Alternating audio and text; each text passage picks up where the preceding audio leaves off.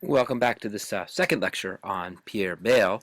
And we're going to get started with this slide. And the last time we were talking about how Pierre Bayle was the last of the major French thinkers in the Trinity of Doubt from the 17th century, and how he essentially went on a different path compared to that of Descartes and Pascal. Now, one of the things that we remember from Descartes and Pascal and Bayle as well is the preeminence of doubt. That is, doubt is what these intellectual figures do. And I just want to make a point that hopefully helps clear up this. Now, doubt had always existed. There had been skeptics going all the way back to the ancient Greeks, and they had Diogenes, for example, is a very famous example of a skeptic. So this had been a long-standing tradition in Western civilization. We might remember the figure of Erasmus from the Renaissance Reformation, 16th century Dutch figure, the Prince of Humanists, and he was also very critical and doubted the Catholic Church. But here's the difference. Erasmus, in a sense, really doesn't doubt the church, doesn't doubt Christ, doesn't doubt Christ's teachings, the institution of the church itself.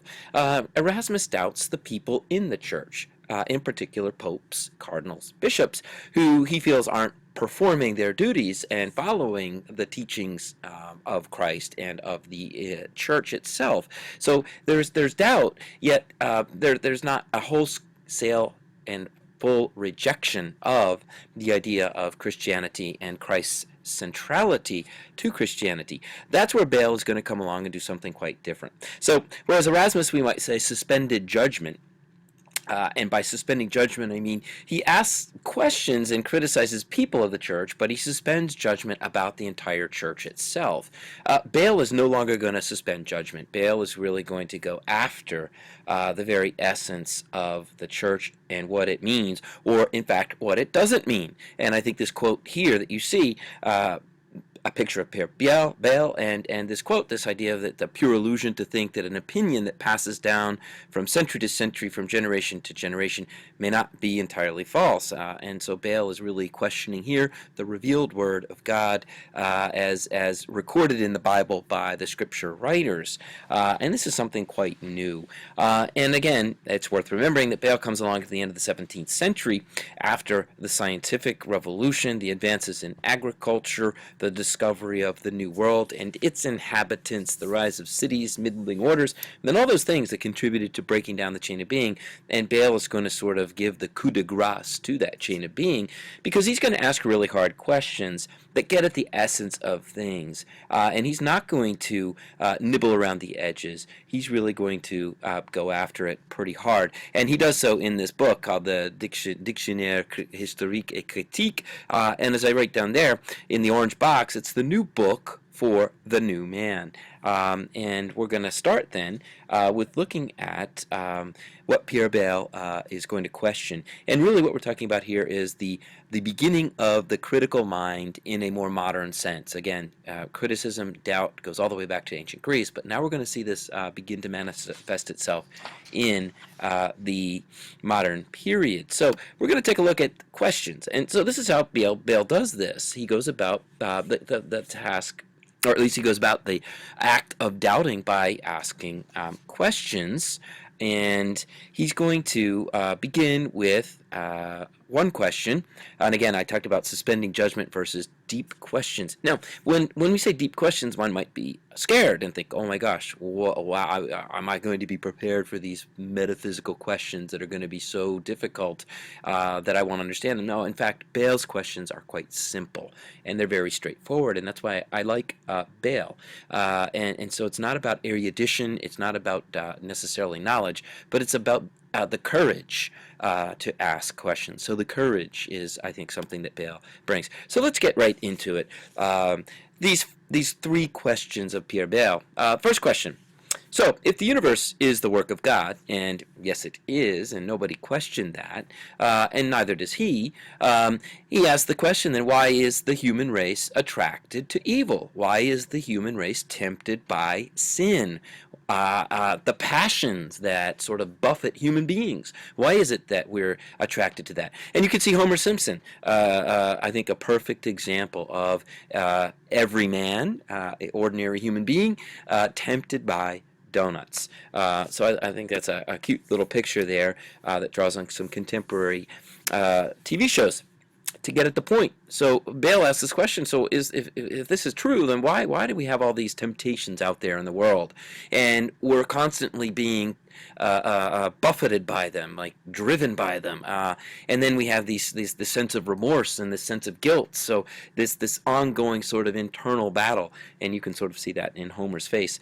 Maybe kind of. I mean, I think the temptation wins out with Homer more often than not. At any rate, this is really going to lead to the idea that the universe is not harmonious. That Bayle is going to open up the possibility that if human beings are going to be tempted by evil and by sin, that the universe is going to lose its sort of harmony. That human beings are not going to be able to, in a sense, cope with reality.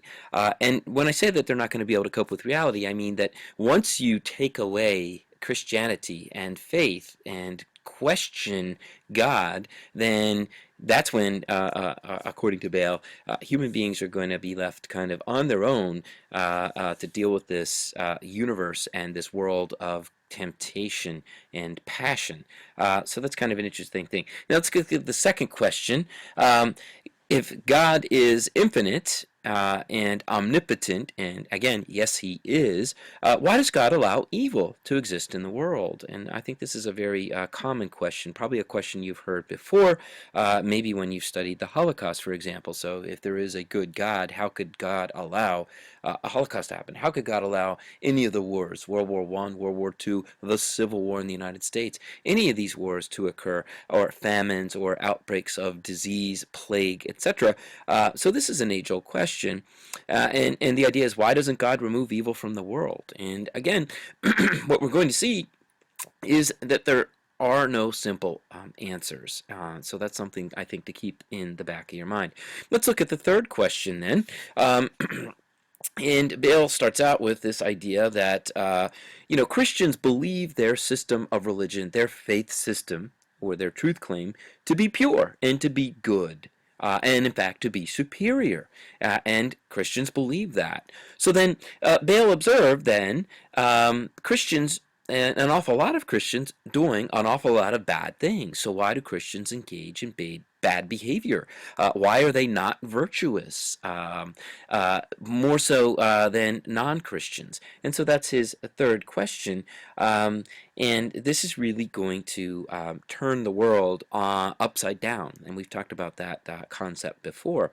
And so what Bayle's doing through this question is really to challenge, in the third question in particular, but in all three, I think, to challenge the idea of faith, and that is Christian faith, and virtue, that is the good life, the correct way of living life. So Christianity and virtue had always gone together like a hand and a nice tight-fitting glove. And what Bayle does is he tears the glove off the hand and says, look, Christianity does not necessarily lead to virtue. In fact, it doesn't lead to virtue. Now that doesn't seem like a whole lot, does it? I mean, you guys think, well, what's the big deal? But I think that when Bayle separates faith from virtue, then we have another question that emerges in and from this third question. What constitutes good and normal behavior? If we no longer have the Christian faith and its teachings and its lessons and the examples of Christ and the saints to guide us in our daily interactions in life and to deal with all those passions and temptations, what do we then have? What is normal? And so this is going to open up a whole array of ideas and thoughts as we move forward. And this is really going to open the door again to the modern period, because many modern problems flow from this very kind of separation, if you will, and we're going to look at that in the next slide. The consequences then of Pierre Bayle, and in fact this separation of faith and virtue that I was just talking about really is a divorce. And I think that what's going to be clear is that as human beings now struggle to define what constitutes good and virtuous behavior, or we might call it normal behavior, that had been widely accepted for over 1,000 years when we had faith in religious teachings that established cultural norms, this all kind of goes away. And what is the new normal? And does there have to be a normal? And in fact, that's going to be one of those ideas. If there is no normal, if there is no sense of what constitutes a good life, then it's true that we probably live in a state of chaos, a state of disorder, a state of uncertainty. And one thing is true, I think, and clear. Human beings do not do well, do not function well in a state of chaos, disorder, or uncertainty. In fact, it leads to fear. And when human beings are driven by fear, then an awful lot of interesting and unintended things can happen. Irrationality takes precedence over virtue. So Bayle is using reason to question and doubt things, and in the process he seems to be opening the door to moments where unreason or irrationality reigns. And so with that, we're going to stop, and I'm going to try to keep these lectures to about 10-11 minutes. So we'll pick up and finish Bayle in the third lecture, looking at the idea of let's play Monopoly and the wordle of major isms in world history. Thank you.